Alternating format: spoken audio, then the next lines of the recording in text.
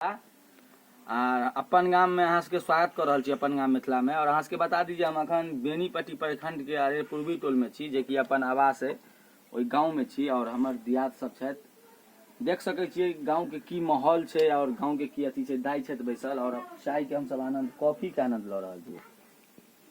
बनेलखिन है, हम सब जिद के लिए जे नहीं बनाओ, जबरदस्ती बना कऽ पिया रहल छथि। तो बतायब अहाँ सबके जे गाँव के अंदाजे किछु और छै, मिथिला के बाते किछु और छै।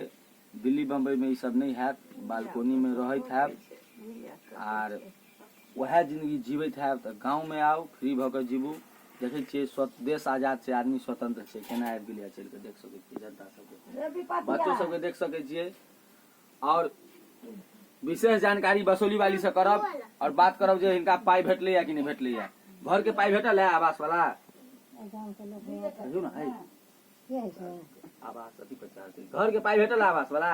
नहीं हो के दे तो अब अथी राशन कार्ड बनल है?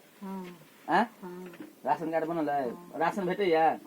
देख सकै छियै एकटा गरीब व्यक्ति छथि और हिनका से पूछलिए जे आवास के पैसा भेटल है तो कहै छथि नहीं, निकम्मा नीतीश कुमार हमर सबके बिहार में पूरा भ्रष्टाचार भऽ रहल अछि। और देख सकै छियै महिला के दर्द भरी कहानी। और अहाँ सबके की लैट्रिन वाला पैसा देलक मुखिया? नहीं, किछु नहीं। अपने काज करे छै तऽ खाइ छै, अपने ई महिला काज करे छै तऽ खाइ छै। और अहाँ सब देख सकै छियै एकर दर्द भरी कहानी। हम अहाँ सबके केना अदा करू?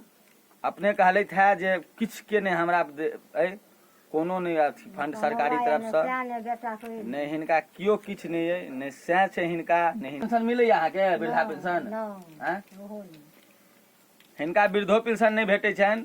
तो हम अहाँ सबसे आग्रह करब जे वीडियो के शेयर करियो आ निकम्मा हमर सबके नीतीश कुमार लग पहुँचे, जे एहन एहन महिला के साथ सरकारी फंड भेटे किछु ने किछु। धन्यवाद, बनल रहू हम वीडियो में, फिर भेटब अहाँ सबके।